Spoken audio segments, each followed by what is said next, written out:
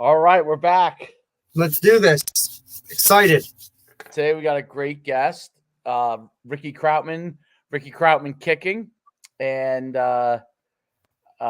quick background: went to Syracuse on scholarship as a kicker.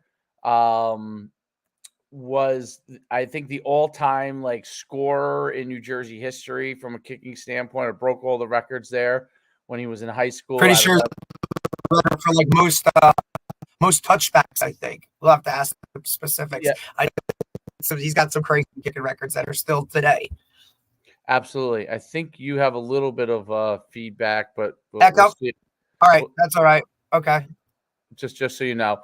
And then uh yeah, so at Syracuse, I can't remember what school he ended up finishing at, but kicked in I think indoor leagues, kicked a bunch of different places pro wise. And then started, training kickers, and we'll talk a lot more about it, but believe it or not, when he first started, I think he was maybe a year or two in, he trained my young kickers at Pal Park, Leonia. And he took our guy. I had him come down, and I don't remember how often. He probably remember. And he turned these young kids into like we would never miss an extra point, dude. Never. And he helped these young kids that we had. And but yeah, that was quite a long time ago. And obviously, fast forward, he also has one of the best TikTok channels on kicking. I mean, hands down, if you're on TikTok, and I'll bust his chops a little bit with it here, but yes, I mean, really just, I'm sure it's built his business, being able to showcase everything. And he's had a lot of success. So many kickers go on and become successful and go on and kick at the college level. He in New Jersey is the kicking guru. Without further ado, let's bring on Ricky Krautman. Ricky, what's up, man? Hey guys, how you doing? What's going on? How we doing? Ricky Krautman, Ralph High School from 45. Let's go. Oh yeah, glad to be here, guys. Thank you for having me. Thanks, buddy. Appreciate you coming on. I was saying how I love your TikTok channel. I appreciate you, man. Yeah, I appreciate everything you guys do. Coach Suman, you have a hell of a TikTok channel, though. Hey, we talked about this. I said, listen, yours rivals a lot. I said, but Ricky's listen, he brings the juice every time he works with whoever he works with, and that's what stuff right now is what these kids want to see. So if they see you kind of embracing their world, they're going to have a, more of a comfort level to come work with you. 100%. The connection's super important to have professional rapport connection, with student coach student, they have to feel comfortable working with you. And as soon as they start seeing progress and improvement, they just want to come back, it's all about consistency and staying positive, mentally tough. And I bring the mentally tough situations every time I go out there, I really sling it to my guys because they're going to get harder than me in college one day. Even in high school, coaches will get after them. So I want to prepare them set them up for success, not failure. So I try to, implement all those, those mental toughness aspects that even at Syracuse, when I was throwing pencils at, spit at, when I was kicking, it doesn't matter. You got to learn how to, take deep breaths, ignore those distractions, and just trust the process. It's there's worse things that can happen, so that's not the end of the world. But yeah, Syracuse football was great, playing D1 football. But, I would think I played at pretty much every level. I went from Syracuse to Richmond for a little bit with Coach Clausen, who's at Wake Forest now. Played under him for a few semesters, and then finished up at William Patterson, Coach Suman. I know you were asking where I finished. So ended up with a phys ed, health and driver's ed teacher, K through 12 teacher cert. So that was back in 2009. And now I just coach full time. I've had my stints at certain school districts and stuff. Did great, but once 2018, 2019 hit, I'm like, I just want to focus on building my business. That's when I started the TikTok channel. And that's how everything exploded, pretty much from there. So I remember when you started the channel doing pretty much similar videos to what you do today, right? And I was like, wow. I was like, could that work? I didn't know, you know what I mean? Like you were doing something that was totally as far as, I've seen people do, stuff in football and videos and different things. And But for kicking, like that was totally different. And especially with the narration that you put to it, like you say their name, which I think the kid, if I was a kid, I'd love it, right? Like you're saying my name, you're putting a little pressure on me because obviously the camera's on me, and then I got to kick it, right? And it's just it was so unique, and I was like, I'm curious if this will work, right? Because you come in my feed, I followed you, and obviously I know you, and then over time, like you were so consistent with it, and more and more players got on board with it, and I mean, I'm sure it's developed your business side, but it's probably also enabled you to like look at, because you have those videos of each one of them, you know what I mean? So you could Right. actually see like things that are working well at each time. Like when you put pressure on a kid, like who's starting to handle it well, who still doesn't handle it that well, right? Yeah, each kid is different, different personalities, different learning styles. But having that teaching background, having that K through 12 cert definitely helps. People are like, "Wait, you do that full time, coach football full time?" I'm like, "Yeah, but teaching and coaching go hand in hand." So when I got my teaching cert, everything I learned from my professors at Syracuse, William Patterson, even Richmond, it stuck with me. And I ended up actually at one point, I actually talked to University of Richmond sports psychologist who was in charge of the psychology programs in sports at Richmond. And he taught, that guy literally like sat down with me for an hour and just went over like breathing mechanisms and visualization techniques. And more kids should go see like, sport, because honestly, like I can teach the kids everything I know one-on-one, but how are we going to translate that to the game situation? So kids do great with me one-on-one. There's sometimes it's hard for them, to deal with those pressure situations. That's when I come in though. And that's when I try to introduce, all those different game plans, running out from the sideline, sprint, yelling at the kids. I guess I'm known for that, for yelling, but that's how it should be done, man. Because college football, high school football, I mean, the coaches are really going to be on top of you, and I don't treat my kickers differently than any other position. It's all about, treating everyone equally and as football players, not just kickers. And I tell them to be working out in the gym, at least 3-4 times a week, with your team, on your own, stretching every day. So I have like a whole plan. I have a PowerPoint for them. I come up with like workout routines, and all that stuff helps. All that helps. And academics, as you know, is the most important. So I constantly repeat after to the parents, to the kids. If you don't have good grades as a kicker, like no coach is going to recruit you. I had a 4.9 GPA in high school, which is kind of not unheard of for a kicker, but definitely I worked my butt off, and I wasn't the best standardized test taker, but definitely try to have a high GPA. So this way, colleges, when they recruited me, were like, all right, we're gonna get that guy in. Like Syracuse said, okay, you're good. Ivy League schools, Harvard, Yale, Princeton, they said I am not good unless I get a 1,200 out of a 1,600, and that was back in 2001. So things were a lot different at that time. Now Ivy League schools, to actually play there as a kicker, you it's not 1,200 now. I think it's like 1,350, 1,400. They're very selective who they bring in, and they should be, because when people say standardized testing is a good, it's a good like signal on how you're going to do in college, like specific schools like Richmond. That's one of those schools, very high academic program. You have to do well on your standardized tests. Like there's some schools that if you do well on your standardized tests in high school, it's going to be easier for you to adjust. Harvard, yeah, all the Ivy League schools, and I know those type of kids do really well in standardized testing. So Syracuse is a great fit for me, but unfortunately there was a coaching change. Coach Robinson, rest in peace. He came in and changed the whole program, and I ended up bouncing. After 2005, I wasn't, I guess, a good fit there anymore. But it is what it is, man. I tell the kids I made a huge mistake. And they always ask, like, do you regret leaving Syracuse? And yes, I do, because that's a full ride. That's a full scholarship for academics, not just football. It's about academics. No one can take education, academics away from you. And I try to really repeat that day and I tell my kids that story, and even the parents, whatever they think or not, it's a meaningful story, and it definitely changes kids' lives, because whatever school it is, man, if any kid's lucky to get a full scholarship anywhere, I mean, there are people fighting for this country, man. It can't be that bad. Like I was starting in 2005, right? I just wanted to go to the league. So I had a different attitude when I was 20 years old. I'm like, I'm going to go to this school. Grass is green on the other side. It ain't, but I am happy where my life is right now. And without those experiences, I wouldn't be who I am today. So that's why I'm very like energized and very like into what I'm doing, because I've been through like the ups and downs. I'm sure you guys have too, as football coaches. You just got to like just shake it off and move on. So.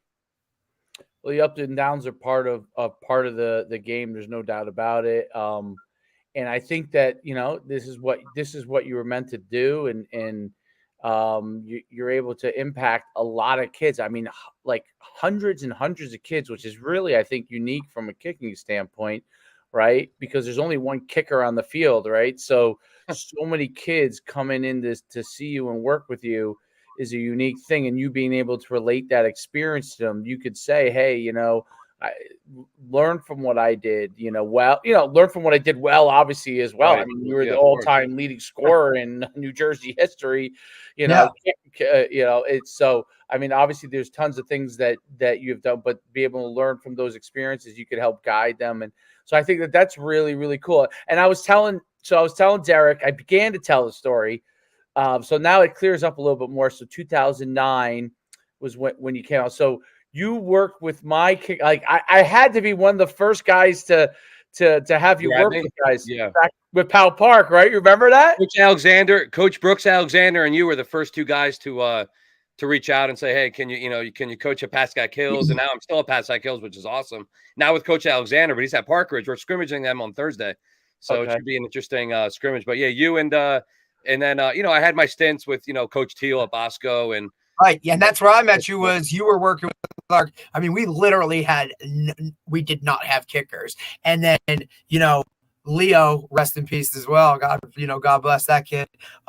Turned out to be one hell of a guy who you worked with consistently to like watch him go from where I saw him start and then to end up going to the University of Rhode Island to be the kicker and punter, right? Like, so he double dipped. And this was a kid who, when he came in, I could just remember Coach Toll being like, are you kidding me? This is the guy we got. And, Ricky, like, stayed the course with Leo, and a hell of a story, like, what a kid. Great family, but to see you, amazing. But to see you progress and kind of, push these guys along to, and like you said, you incorporate the other things that, a lot of guys don't think are even part of it, right? Everybody thinks, you just line up and kick a ball and, there's certain mechanics to it, but the mental aspect is huge. And you touch on that where a lot of other guys don't. Yeah, no, this is my passion, and I've been through the ups and downs. So mostly ups, though, like you said, like I'm just modest, they can Google me. You can look up all my accolades, 249 career kicking points. Yeah, man. I believe Angelo Guglielmano had beaten that. I know Catholic schools, they play a few more games, but I respect Angelo. Stop it. Don't start that. He's a great, no, Angelo's a great guy. He's at Stony Brook right now. And I know I've been following his career a little bit too. So we both got trained by Pat, the old school Pat St-Pierre. The greatest of the greats. A lot of guys, man. Bro. Yeah. We're always saying rest in peace as we get older, but it is what it is. Right, I guess. Right. I know it's a lot of it. But listen, a lot of guys learn from Coach St-Pierre, and I think you've taken certain aspects from him in terms of how do you approach the kids in certain ways, and he was an old school kind of, this is how you do it, and you kind of just went with it. But I mean, also you were very fortunate. You went to Ramapo High School, so you've been around high level talent and just good programs, and I think you've taken that with you. Oh yeah, 100%. Started with Coach Mike Niello at Ramapo, and I remember him coming down on his golf cart when I was in 8th grade, and I was literally just kicking on the field, like no training. I think Justin Reamer trained me once from Wayne Valley. Remember Justin Reamer, big time 90s in the 90s kicker. He went to go to California for the Replacements movie. He was going to be a stunt double in the Replacements. So he trained me for a little bit. He moved out to Cali for a little bit, and then I had met Pat, and Coach Mike Niello wasn't a big fan of that, to be honest. Wasn't a big fan of me working with Pat. He didn't like any kickers going in there working with these coaches and stuff, because Coach Miele is old school, man, old school Italian coach. We know he means well. He was my coach at William Patterson for a few years as well, which was crazy how it ended up. Yeah, so you got the full circle. Okay. Yeah, that's how. ISO. I'm going in there. Oh, here that he comes sense. again. Yeah. I remember I dropped the football. I remember he was our athletic director for a little while. Oh yeah, he was in Wayne. He was in Wayne too a little bit too. Yeah. But he had us. He was an interim guy when we were at RBR our second year. So he took an interim job down here. So we have experience with him. We'll leave it at that. No, real quick though, I dropped the first drop I ever had as a punter. I dropped the snap and against Hobart. This was back in like 2007 at William Patterson. It was my first. I never dropped a snap ever in my life, right? I just, not that I got nervous. I just, I was looking out to kind of see the formation. It was fourth and 6, I remember, and I literally dropped the slippery new GST Wilson ball, and I literally, like, kind of almost like a surreal situation, almost like when I missed my extra point against Boston College, my first game. I almost like brought back these bad memories, and all of a sudden, like, I really did want to pull like a Reggie Bush and run around the field and score a touchdown, but I didn't. I picked up the ball. I ran like 2 yards, and then I saw this guy from Hobart. It's D3 football, but there's some big dudes, This guy from Hobart was coming at me like 6'5". I reversed lateral the ball to my teammate. This was when Coach Meal was coaching at William Patterson, and my guy, Danny Nunez. Sure, he loved that. I come off the sideline. He goes, "Are you effing kidding me?" Takes his hand, like puts it on my neck. Takes my face mask. The guy, I love Coach Mike Neal though. He worked he worked me into something else, man. I believe my first year at Montclair State, which would have been the 2005 season, I believe was his either last season or one of those years where he was like on his way out. And, Montclair Willie P is always whatever. And so I can remember him there. And then, when we were at RBR, he was there for a little while, and that's kind of where I'll leave it, I guess. Coach Gibbs came in again. I saw, rest in peace again. I love it. Right. We're on 4. We're missing Gibbs, 4 man, now. But Coach Gibbs came in. He changed my life around too. I mean, talking about coaches making phone calls for kids, to colleges. I mean, Coach Gibbs doesn't have to pick up the phone and call Syracuse and these schools. He knew how good of a kicker I was. But when he got Coach Steve Bush to come in as the quarterback coach from Syracuse to come all the way to Rampo and watch me kick in person, that was like, the guys on my team were like, obviously a little envious. They're like, wait, how are you getting all these schools coming to watch you? I'm like, well, look what I'm doing for kickoffs. They're going through the uprights. Of course, the schools are going to go after me. So I was pretty modest, but also I had that cockiness. You have to. I mean, if you're an All-American kicker, you're going to be cocky. Mason Crosby and I are the same year, believe it or not. Mason Crosby looks a lot older than me, but he's like my age. And we went on recruiting visits together. And I remember still, man, I brought Pat St. Pierre with me on 2 recruiting visits. And he was helping other kids at the camp. That's how good of a coach, good guy Pat was. He was actually helping kids at Michigan and Georgia. I'm like, what? I get this guy to come with me to camps. He's helping out other guys, but he's helping out everybody else. You're like, hey, coach, I brought you with here for me. That's just the type of person he was. And, is this Bush too from Mid? As well? That's Bush who's at Mid North now, right? I think he is. Yeah, it is Steve Bush. Yeah, Coach Bush. Dude, he's one. Listen, he's awesome down here. Great guy. We've had a good relationship with him because we came down here to the Shore Conference. Not many people chuck it around like we wanted to. He was one of the few that kind of did that. So we took a liking to him right away. Oh yeah. Coach Bush was awesome, man. What he did, as a leadership role as a coach as well. Like he had a great professional rapport with the college athletes, at Syracuse, and Coach DeLeon, again, rest in peace. Oh yeah, DeLeon. Coach DeLeon, the best. George DeLeon, man. Everyone knows that guy, The best, bro. The best. Great family. He always invited me over for like dinner with the linemen. I mean, he didn't have to do that, Right. He wanted to keep you included as a specialist because a lot of our viewers, I don't think they really understand, Rick, and you can kind of go into it just a little bit. Like a kicker's lifestyle is way different than a pure football player's lifestyle, right? Like, I mean, I know you're still expected to be a part of the team, but your routine as a college specialist is very different. Could you talk on that a little bit? Yeah. So, we still have to go to meetings, especially the special teams meetings as kickers. So we always have to work on like being on time. Responsibility is very important. We're treated equally like everyone else. So if we're late to a meeting, even by like a second, I'm talking even Roundpo High School, like you're in trouble. You're going to be running sprints, this and that. So when it comes down to like keeping everyone equal on the football team and doing the exercise in the weight room and everything like that, we're pretty much on the same page. The only difference is when we're at practice, we have some ample time to like, do some core stretch it, core and strength exercise, a lot of body weight exercise. Yeah, right. Keeping shape. You're over there kicking balls into garbage cans. You're freaking like, hey, how can I do that? I know a specialist lifestyle, bro. But now since I've been coaching for over 17 years, I have a regiment that I tell my kickers and punters, because a lot of coaches, actually, I have to email one of the Immaculata coaches, one of my workout plans, because he asked for it. So that's actually, I just reminded myself on that. But yeah, a lot of kids are asking me now, like, and coaches, like, what are the reps are we taking like every day? Like, I'm not going to have my kicker kick 100 balls a day. So I have like a routine, you know, with my guys, staying consistent. Every kid's a little bit different, but most of the guys I tell, you're going to be kicking and punting every day. I practice long snapping. That's just the way it is.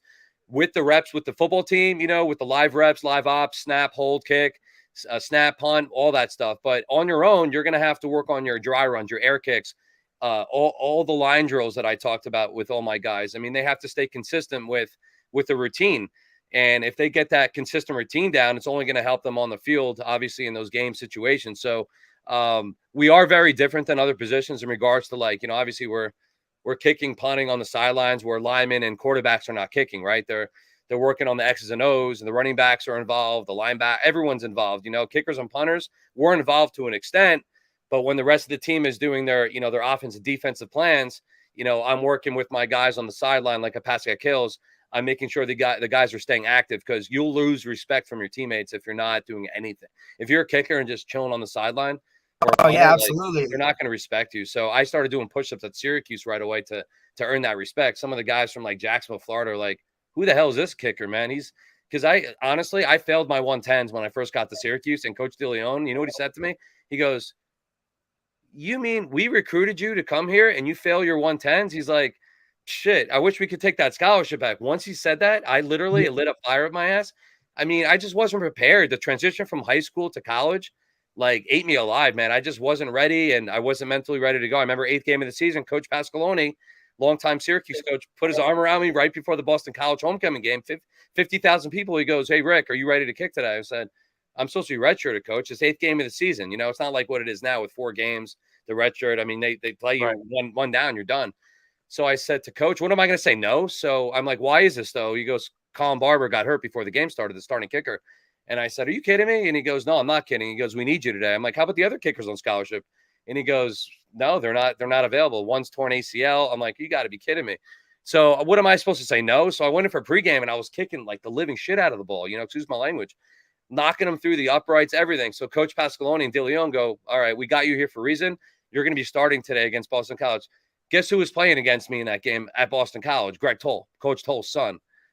And my sister was married to him for a while. So it was like, at the time they were a girlfriend and boyfriend, you know. He didn't even know I was kicking. Like, we were literally like staring at each other, probably from the sidelines. And I get the call to start.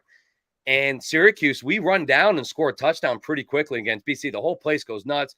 All I hear is like, "Krautman, you're in." And again, I was out the night before hanging out with my boys. I'm like, who the hell thought I was going to play against BC? I was like thinking, oh my God, this is crazy. You know, surreal situation. 6-0. The place is loud house. I go in there and I clank the red upright on my extra point. You can't make it up, coach. You can't make it up.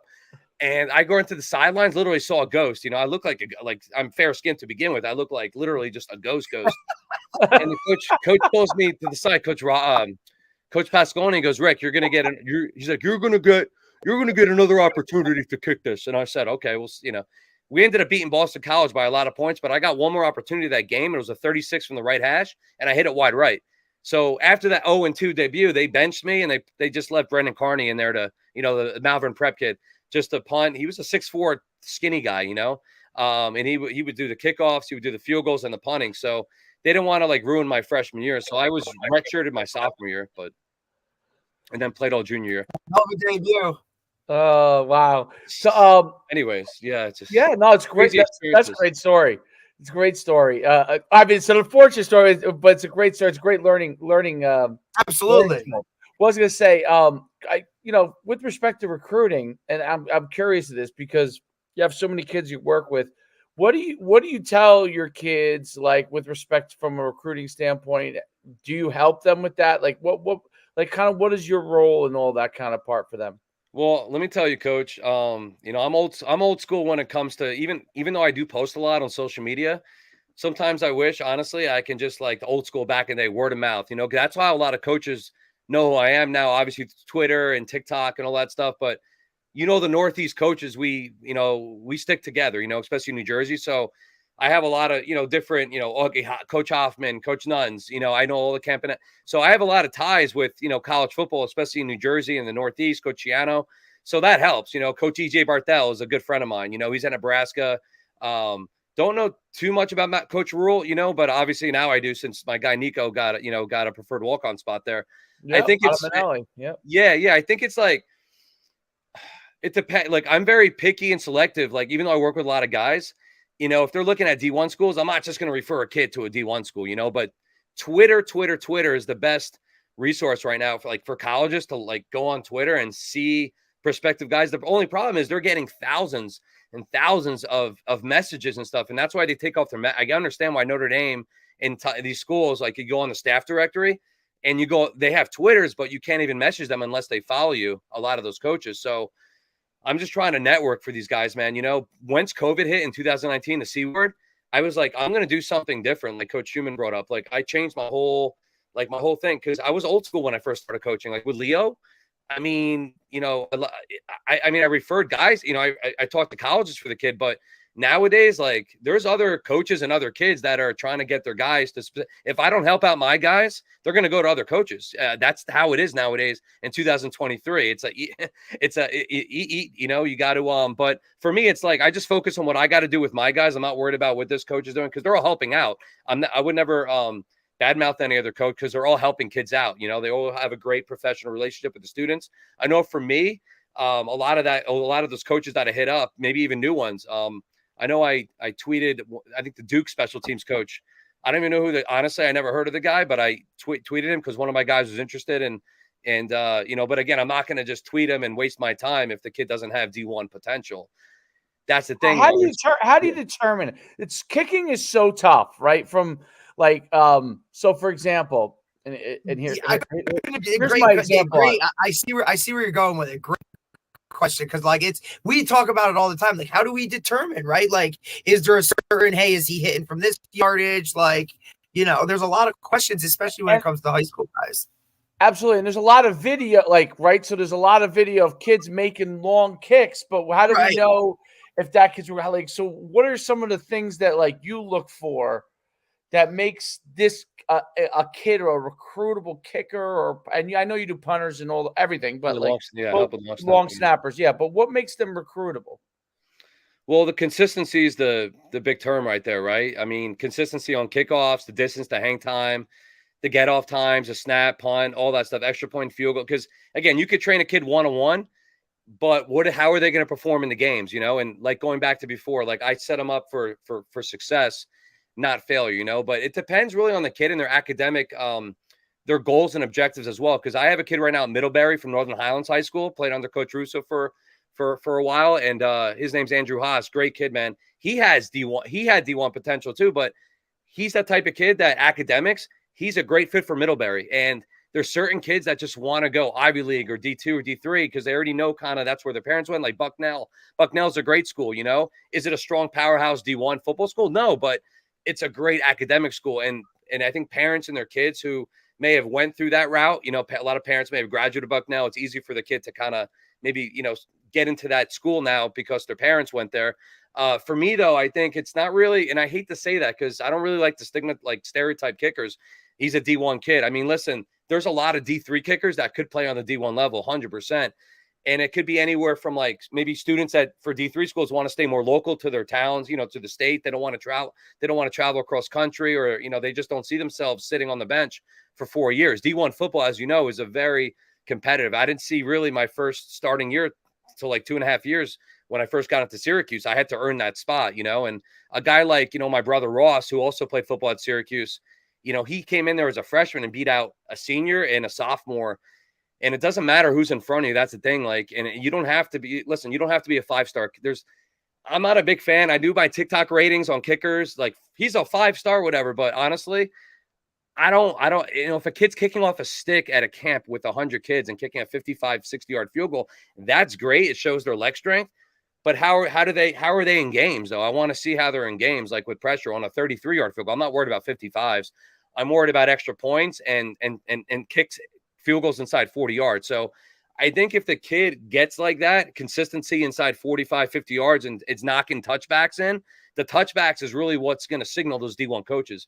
Because a lot of kids can kick field goals, coach. Yes. You know that. But if you can put that thing through the back of the end zone and eliminate an entire play on it, I mean, listen, you had the record for most touchbacks in a season, I believe, it was some kind of crazy number. But I mean, listen, if that's something like I know, and especially as a special teams guy, if you can now put that thing consistently through the back of the end zone and eliminate a play, like that's on a whole different level. That's what these guys are looking for. So that was the big difference. I was going to say, like, there's a lot of D3 kickers. I'm not saying every single one, but most of them, all right, they might not be getting 70-yard kickoffs, okay, like in high school. So D1, to be a D1 kicker, like you're going to have to consistently kick 65 to 70-yard kickoffs in high school average, at least junior and senior year. Sophomore year, I mean, I was kicking them to the 5, but then I worked with Joe DeFranco, world-renowned strength coach, Brian Cushing, all those guys. And then Coach Schumann. I mean, listen, we grew up basically in the same area. You grew up in Jersey, right, Coach Schumann? Yeah, I grew up in Bergen County. Yeah, so the whole Park Ridge, Cushing stuff. I mean, Coach Joe DeFranco used to work in Waldwick at the Odyssey. That's in Parisi's. Obviously, I worked with him all throughout my career, and that's how I got like stronger. Though that a lot of kickers think it is technique, but you got to get your ass in the weight room to really hit touchbacks. That's super important. But yeah, I think like all divisions, like they all provide different things for kids and parents. I don't think like, oh, he has D1 potential. I mean, there's D3 guys that have D1 potential, but maybe they're just not kicking off like as far, or maybe academically they're not ready for that big level here. Because I work with a few kids from like Mississippi, and some of those, like the virtual sessions that I do, and some of those schools down there, not even the Ole Miss, Mississippi State, like Eastern Mississippi State, some of like the JUCO schools, they're really good. And that's how you can get like into some of those D1 schools, by starting at that level, because now you're playing college level football. The guys that you're playing against are the speed and everything is different. So I think like Nassau Community, even Sussex County Community College, I think a lot of kids like kind of like don't even look. They kind of look past that. They're like, oh, I want to go to Syracuse. I want to go to this school.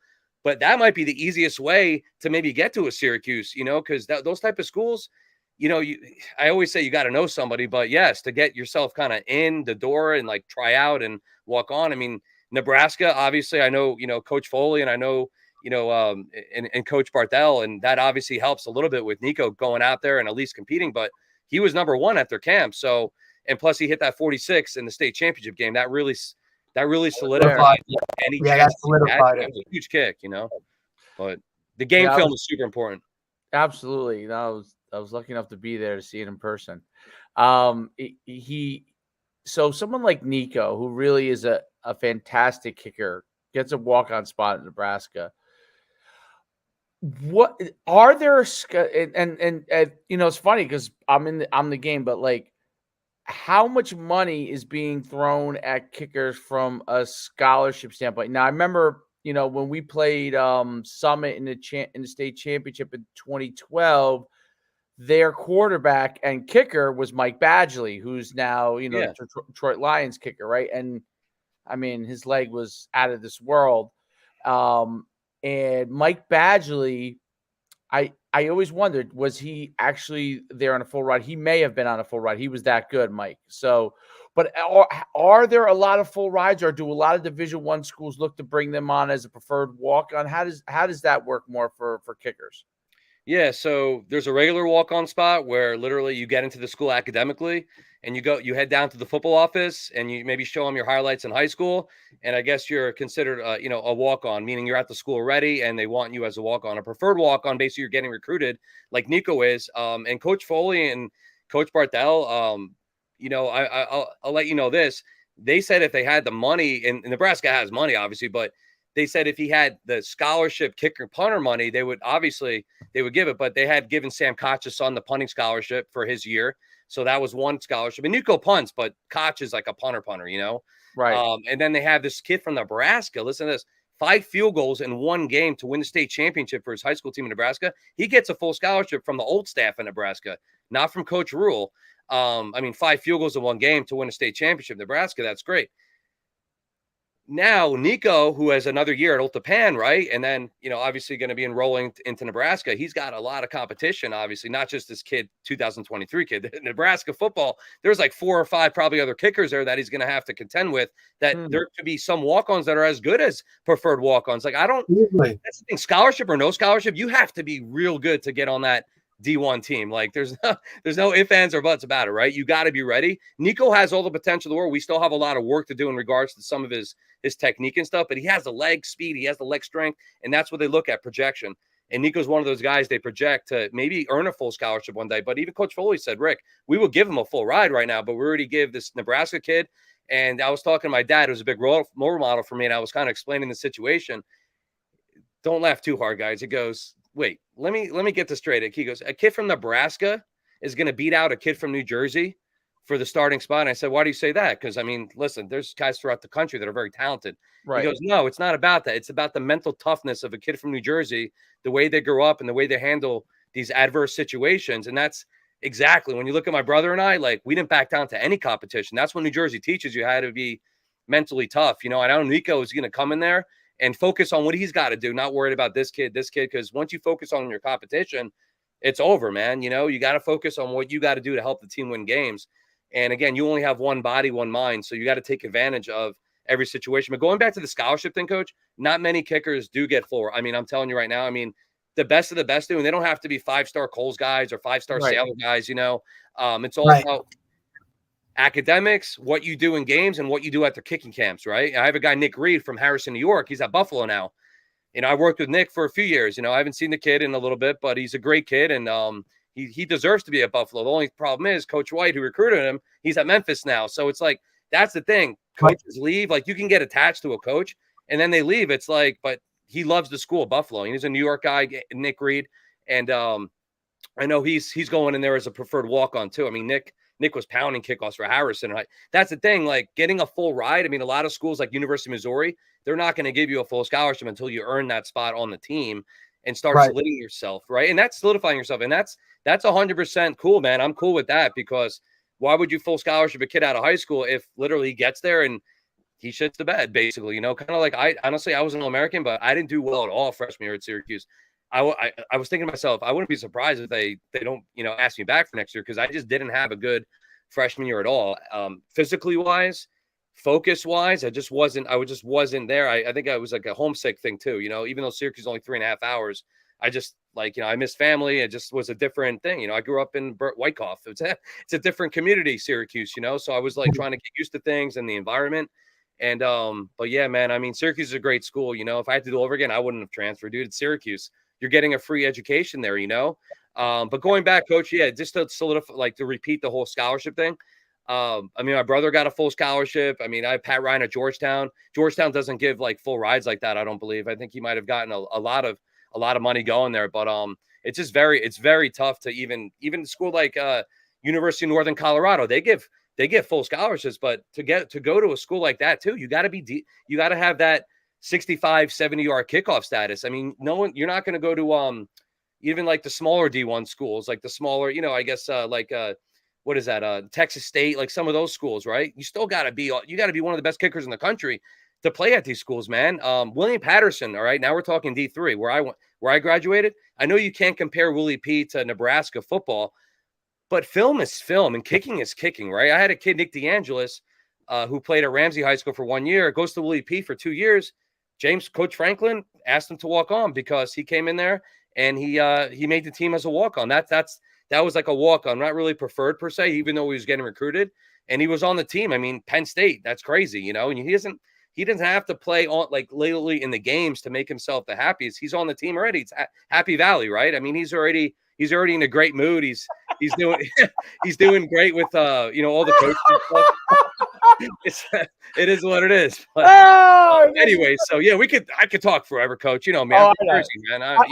I got a question for you. So the explosion of like obviously what you do on the camp tour, like Coles and Sailor, and then, you know, I'm good friends. Yeah, I'm good friends with, I don't know if you know Mike McCabe, but yeah, I know Mike. Yeah, of course. Yeah.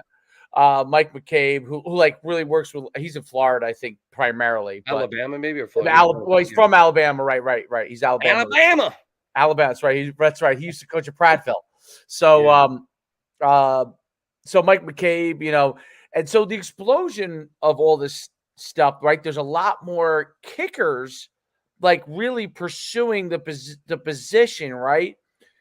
I know it's a good thing from a business standpoint, But have you found that kickers, like the expectations, like, is there like, do parents and kickers expectations align with what is the opportunity? Like, how do you coach them on that? Because to me, like, I can't believe I'm saying this, but like quarterback parents, kicker parents, uh, usually are the two groups of parents that have unrealistic expectations of what can actually happen from a college standpoint at that position. And the main reason why is there's only so many spots, right? Like one kicker comes out on the field, one punter comes out on the field, one quarterback comes out on the field. It's not like you got 5 wide receivers out at one time. Right. You know, so it's that kind of a thing. How do you temper that? How do you discuss that? What do you see when people come to you, right? Well, and that's the thing, like right now in 2023, the biggest recruit I have right now of mine is Nico Adambanelli going to Nebraska. And there are other kickers that I train that are his year, juniors right now, that are feeling some type of way. They're like, wait a second, how is this guy who I'm as good at in practice, whatever? There's always going to be those guys because they're competitive and they want the same opportunity. So at the end of the day, it goes down a game film, right? Nico Adambanelli, 46-yard field goal. I think Coach Bartel was at that. I mean, the whole Rutgers staff was at that game. You know, Coach Jan was on the sidelines. That was the biggest kick he could make. So I tell parents that game film, just to like calm them down, the consistency, the charting that we do every practice. You know, we chart the kids, you know, making sure they're at pass at kills, you know, for instance. And again, the college process is not easy at all. I just tell the kids to look at, and the parents are really good with this with me too, that because when I mention the academics, which is the most important thing besides family, they really look at that. They're like, all right, let's try to really work on my kid going to a specific college for a specific major, and then maybe football will help my kid get into school. That is true. Listen, I got 5 full scholarships out of high school, you know, for having a 4.9 GPA obviously helps a lot. But, you know, my kickoffs, my field goals, everything was pretty darn good. And I didn't even punt in high school. Can you imagine getting 5 full scholarships in high school nowadays and not punting? You have to be like God, basically, of kicking. So that's one thing nowadays, too. Like, the more versatile the kid is, he punts, he kicks field goals, he does kickoffs.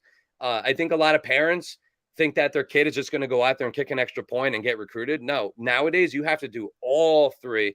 And you have to make sure that you're taking, you know, the right amount of credits for your high school. You're involved with the community service. That's the thing. Like, some of these parents are a little bit diluted because they feel like football is the only way their kids are going to get into school, but it's not that. They look at everything: your transcripts, your resume, your community. Even Syracuse, they wanted me to write essays and stuff for them, like the reason why I want to go there. You know what? You know, why are we? You know, you always ask the whys, right?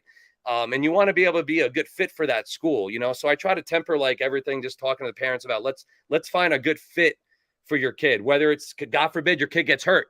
Let's say he goes to Rutgers, right? He wants to play football, but he gets hurt one year, right? And that's it. Does he or she want to stay at that school?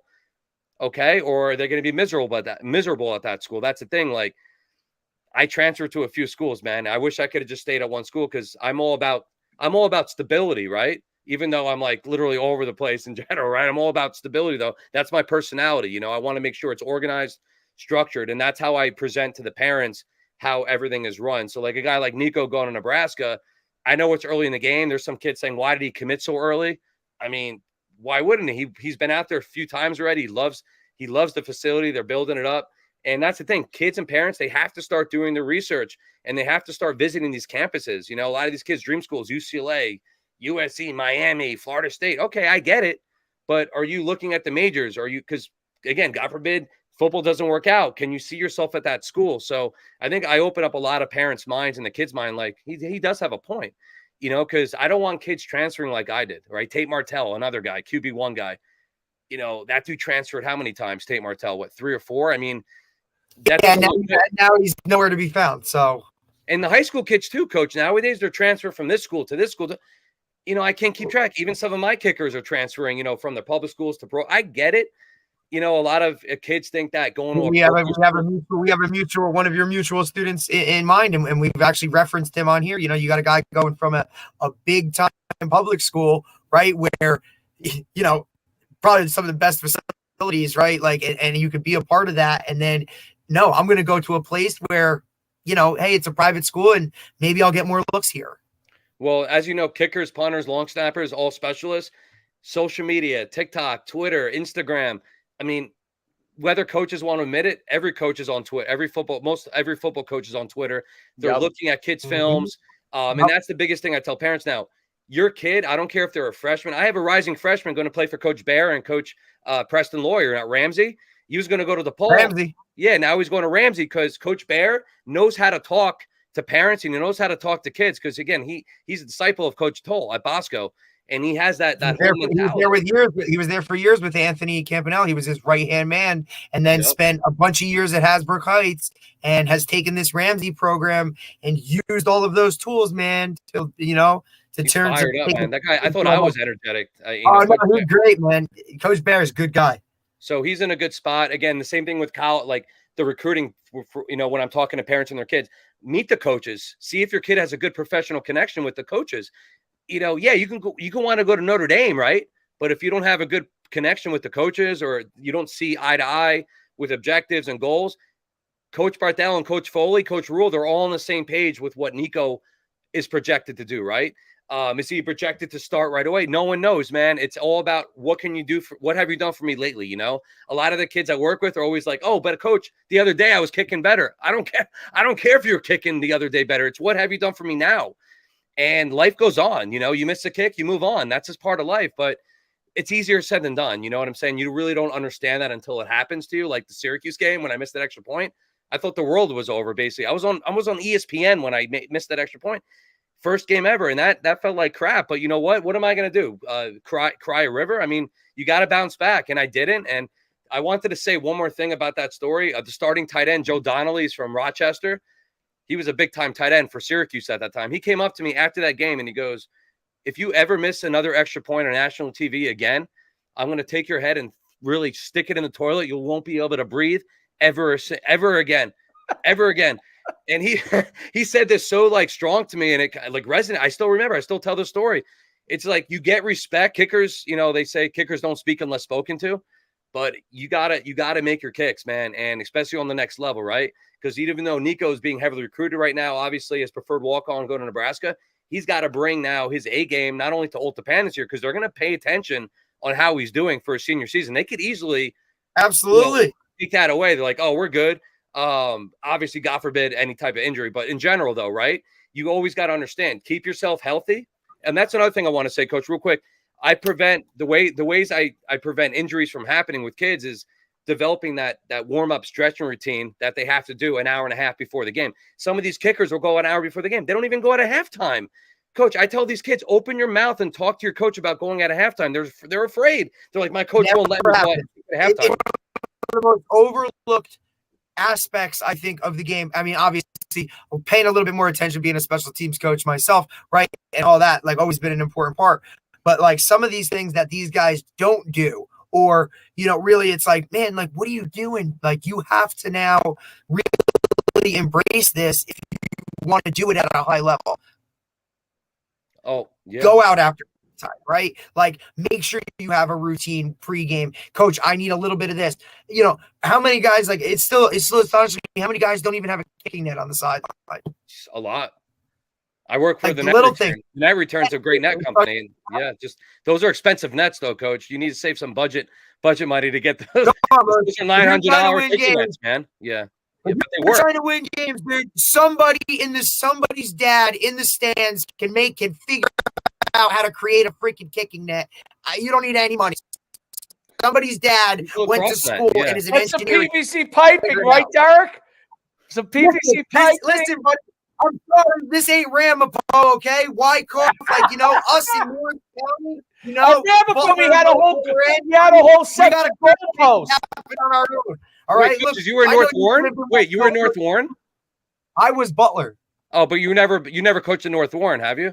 No, we played them. I mean, there's nothing like going to play them in a game scrimmage and you turn around on the visitor stands and the smog is coming up from the cornfield. You want to talk about an atmosphere, dude? Atmosphere, Sussex Tech in Sparta. Okay, there you go. I was watching. Who's a stud? The running back for Sussex Tech, and he's the kicker. He's just a stud. He plays lacrosse for High Point. He doesn't even play lacrosse at Sussex Tech. He plays for High Point.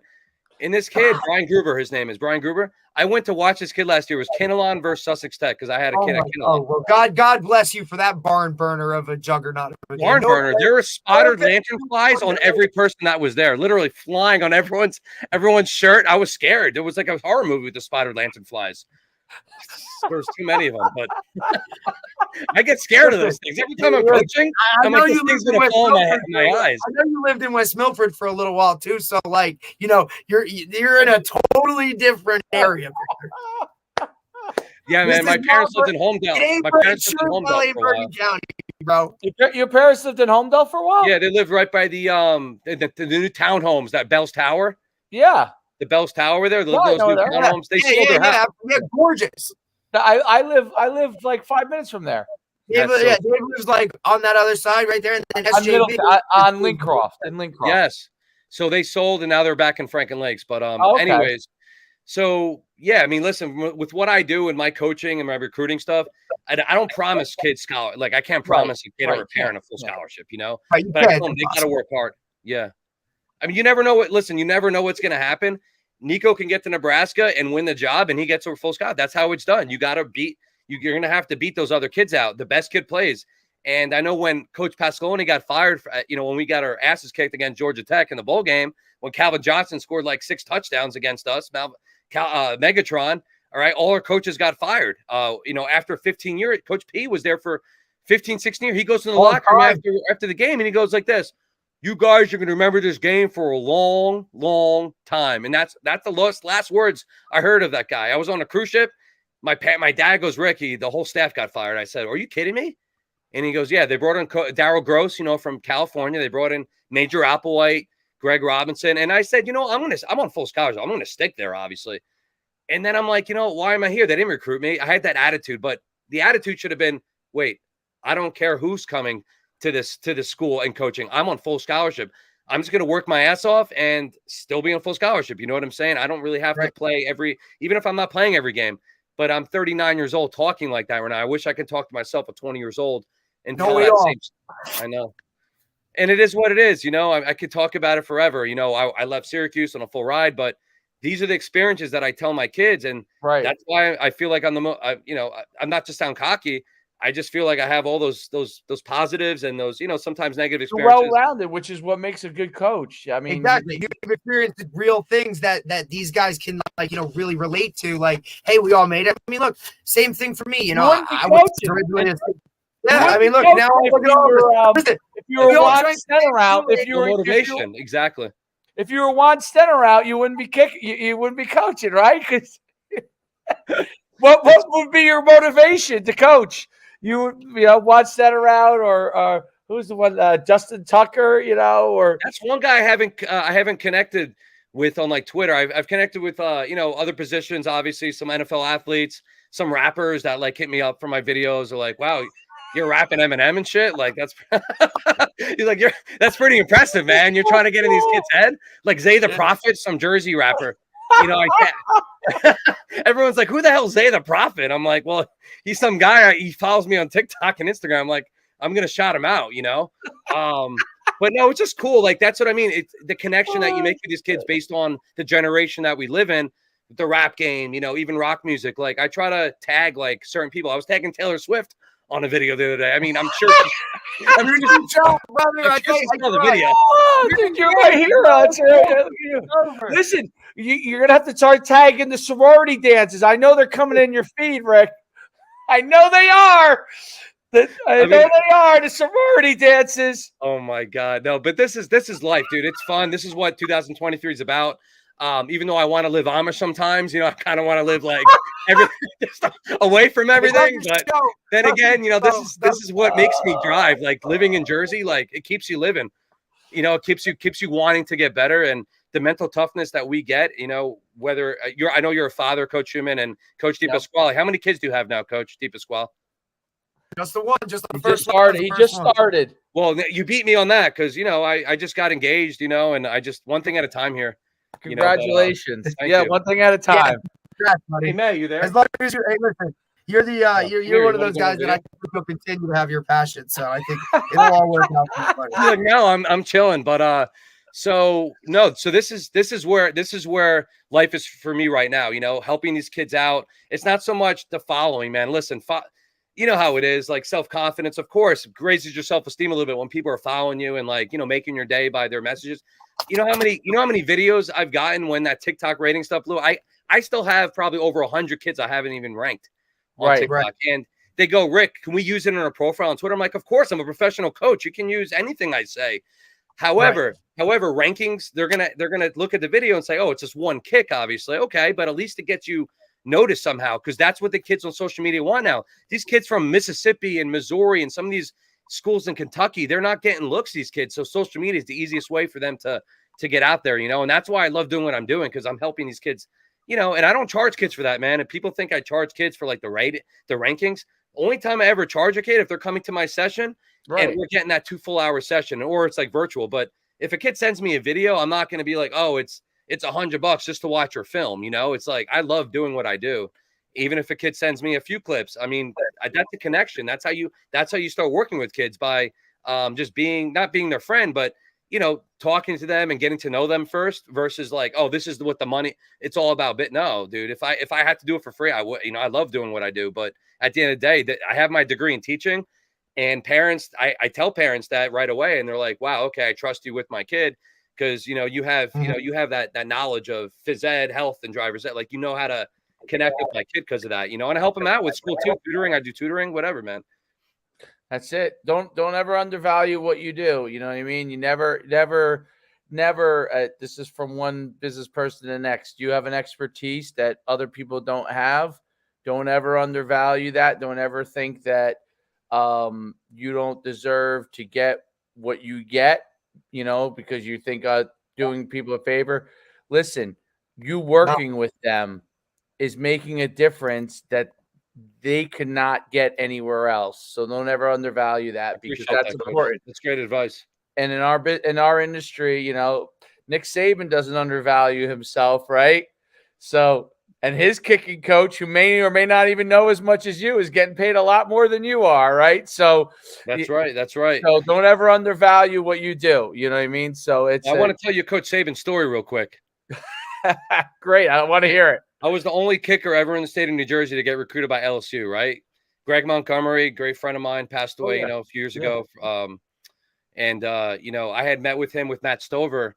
Matt Stover was a former kicker for the Ravens, you know, for several years. So we had met one year down in Maryland, and he saw me kick before he sent any type of recommendation to LSU. And Coach Saban, when he was at LSU, he said, I want to see you in person. So what happened was, he saw me in person. He's like, Rick, you got great technique. This is what Greg Montgomery and Matt Stover said. He goes, we can make that call to LSU, but we're just letting you know, we can get you down there. But to get a full scholarship there, or at least get on that team, you would have to beat out another kid from New Orleans who's like a top baseball player. Like, the kid's an athlete, Chris Jackson. And they won the national championship in 2003 in LSU, right? That was the year I was going to go there. I went to Syracuse, obviously. They just won the basketball national championship. So either way, it was both schools are awesome, you know? So I get down to LSU with my father, right? We go to Tulane first. I was recruited by Tulane. We had to visit in New Orleans, Nolans, whatever they call it.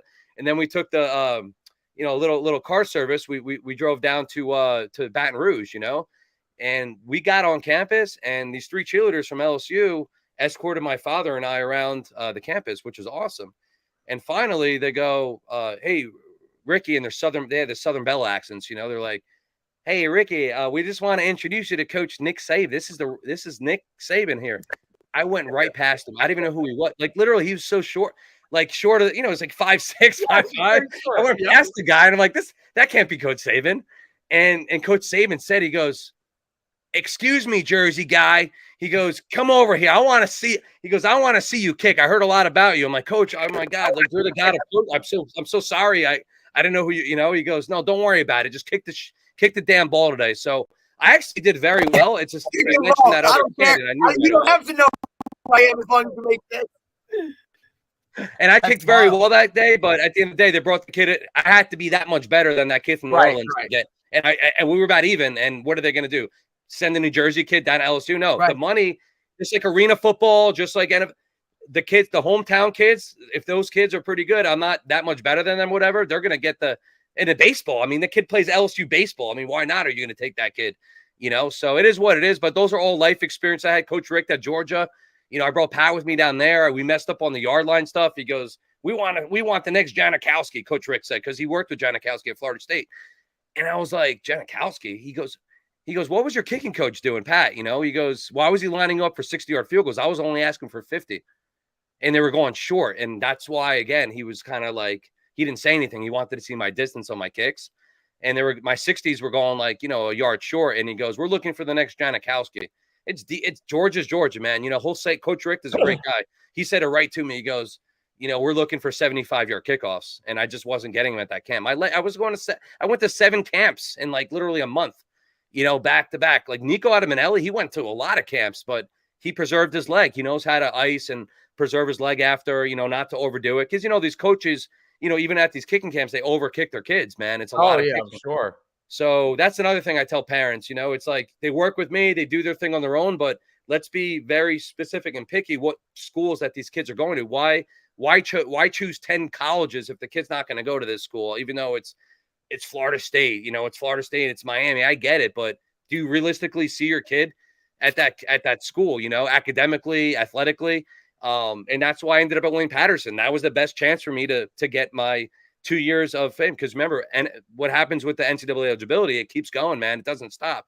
And I only had that. I wish I had a few more years. That'd be awesome, but no, not anymore. I'm focused on coaching. I think you're gonna have to coach now. I think you're a few years past it. 39 is 39's not old, Coach. No. You know, but definitely got to stay positive. Wow. Yeah. So you were in your 20s when that's okay. Yeah, it makes sense. Well, listen, it's been great. Can you just, before we have you go, tell where people can find you, the best way to get a hold of you if they want, you know, to work with you? Yeah. Well, the easiest way, right? So people are like copying down email addresses and stuff. You go to Google, you type in Ricky Krautman on Google, and all of a sudden you're going to see a list of like contact information, everything, my website, KrautmanKicking.com, Instagram, TikTok. All you got to do is put in Krautman. You know, it's pretty much right there. But no, I'm just I could tell you every, you know, at this, at that, but just you go to Google, type in my name, and literally you can find all my information. Coach Ricky Krautman Kicking, learn from the best, but also the most important thing is learn about life at the same time. And I truly believe that I'm a mentor and a role model to these kids and also the families. You know, like you mentioned, like, how do you sit down with the families and talk about recruiting? Well, I do, you know, and I love what I do and I'm passionate. So I appreciate you guys for allowing me to come on here and explain to me, because I'm a different breed, a different type of kicking coach, man. I'm not your normal, you know, day-to-day coach, you know, this and that. No, it's getting to know the kids on the next level and bringing that A game and energy every time you step on that field, man. Make a difference. Absolutely. It's been this has been a fantastic hour. It flew. It absolutely flew. Like, I just looked up, we were at 102. We got to do it again, Coach. We got to do it again for sure. Absolutely. No, it was a ton of fun. And we look forward to seeing you real soon. And listen, keep doing what you're doing. What you're doing is great. It's unique. Like, it comes into my feed. I must like it in my algorithm or whatever. So it's great, and I get to see what you're doing, and it's awesome. And it's helping the kids, and that's the most important thing. So we got to all keep it going as coaches, man. Got to keep making a difference in these guys' lives. You know, let's do it together as a team, and I hope to run some camps with you in the near future as well. So let's absolutely, we definitely should connect on that. Absolutely. Thank you, guys. Absolutely. Hey, thanks for the day, man. Appreciate you, buddy. See you later. Bless you. Bye. Thanks, bud. I guess. Bye. Woo! That was great. Telling you. That's it. People say I bring the juice, bro. He brought the juice, dude. He brought the juice, and that's what we want. The energy was awesome. I now know everything to do. First of all, I didn't realize all these people passed away. I didn't know. I mean, obviously I know some of them, but like I didn't know all of them. What's that? Oh, rest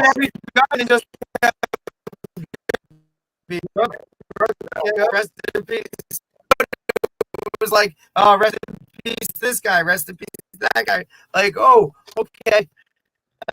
I was like, I didn't realize so many. We lost so many that like, it just shows us where we're going, right? It's like, but yeah, listen, I know. like I said, he's a. I started Googling each guy as you say it. I'm like, oh wow, that guy passed away. Oh wow. Oh my God, you're right. Yeah.